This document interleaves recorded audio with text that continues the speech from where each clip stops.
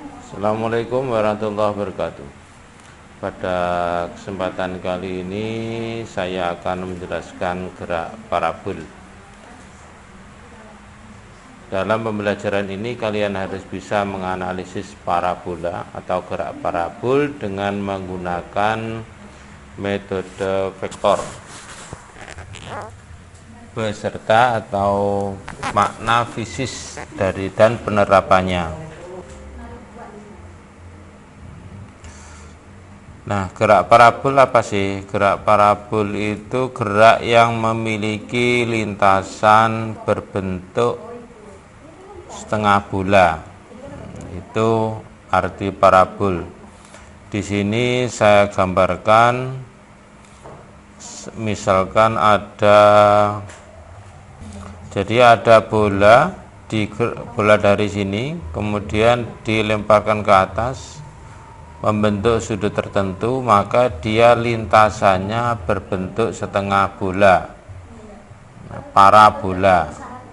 Itu dikatakan gerak parabol.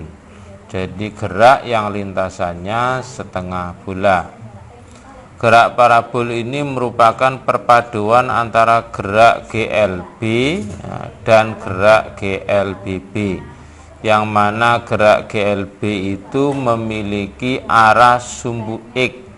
Jadi yang arah ke sumbu X ini adalah GLB, kemudian yang ke arah sumbu Y adalah GLBB.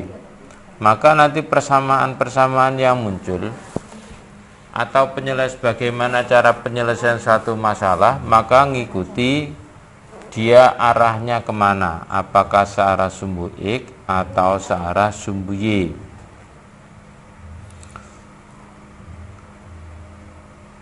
Perlu saya ingatkan, gerak GLB dan gerak GLBB ini sudah pernah kita pelajari pada bab kemarin, di mana gerak GLB itu punya persamaan hanya satu, yaitu X sama dengan V0T, V0 dikali T, hanya ini aja untuk GLB. Maka nanti gerak yang searah sumbu X, maka kita hanya pakai persamaan ini saja. Kemudian yang kedua, gerak GLBB yaitu arahnya searah dengan sumbu Y, maka nanti persamaan yang kita gunakan adalah H3, yaitu Y sama dengan V0 kali T plus setengah GT. Ini bisa plus minus karena lihat arahnya nanti. Ini saya tambahkan plus minus ya. Kemudian ini juga yang kedua, VT sama dengan V0 min atau plus minus GT. Yang terakhir adalah V0T kuadrat sama dengan V0 kuadrat plus min 2GY, 2G kali Y. Kalau dulu pada bab sebelumnya, pada bab 3, G-nya itu berupa A. Karena gerak parabol itu dipengaruhi oleh gravitasi, maka percepatannya menggunakan percepatan gravitasi, di mana G-nya 9,8 meter per sekon kuadrat atau 10 meter per sekon kuadrat. Jadi seperti itu. Masuk pada gerak parabol. Di sini ada benda yang ditembakkan dengan sudut elevasi theta. Sudut elevasi theta. Nah, ini perlu kalian ketahui. Sudut elevasi itu mana sih? Yaitu sudut antara sumbu X dengan lintasan benda itu. Ini adalah elevasi, sudut elevasi, yaitu sudut antara sumbu X dan sisi miringnya atau arah benda dilempar. Pada titik A, maka V kecepatan bola ini atau benda bisa diproyeksikan ke sumbu X dan sumbu Y, Di sini saya kasih warna merah. Warna merah adalah sumbu X. Maka untuk V yang arahnya ke sumbu X, nilainya, kecepatan yang searah sumbu X, nilainya adalah V0 cos theta. Nah, kalau masalah ini pakai cos apa sin, kalian lihat lagi video saya yang kaitannya dengan trigonometri. Kemudian yang diproyeksikan ke arah sumbu Y,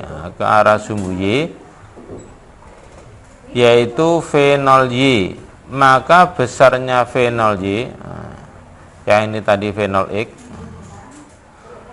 maka yang searah sumbu Y yaitu V0Y,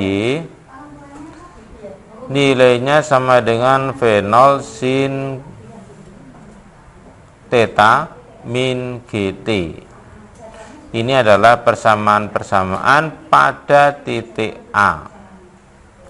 Nanti kedua kecepatan ini kalau digabung V0-nya, kalau digabung maka V0-nya itu nilainya akan sama dengan V0x kuadrat plus V0y dikuadratkan. Nah, ini kalau dikembalikan ya dari arah sumbu X, dari arah sumbu Y, nanti kalau dipadukan akan menjadi V ini, V0.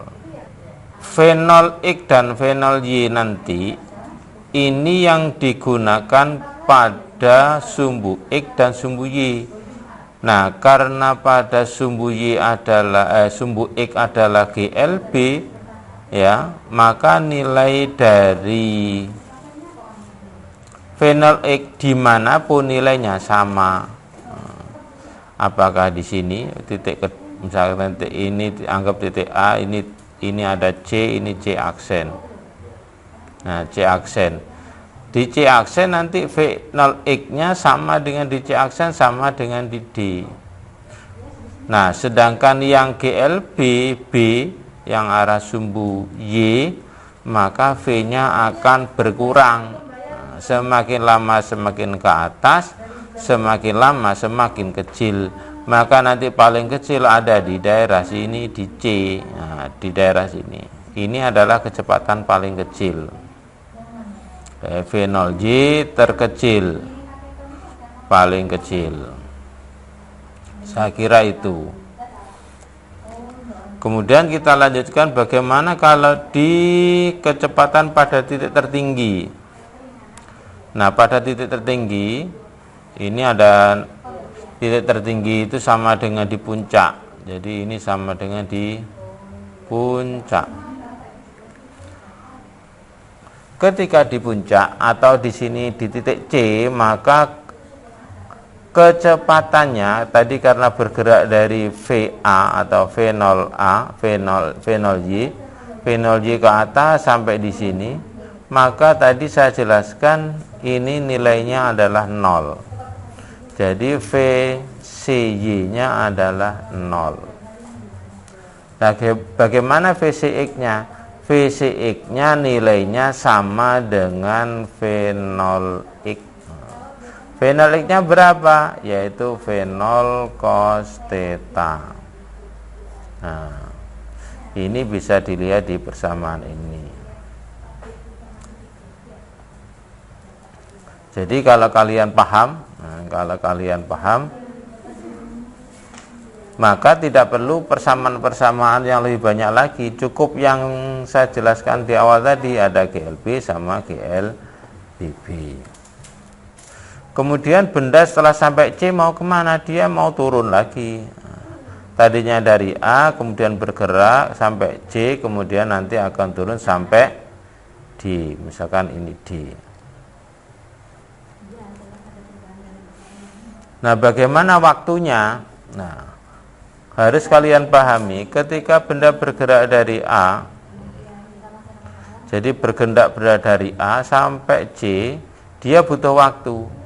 Setelah sampai sini dia turun lagi ke D. Nah, ini juga butuh waktu.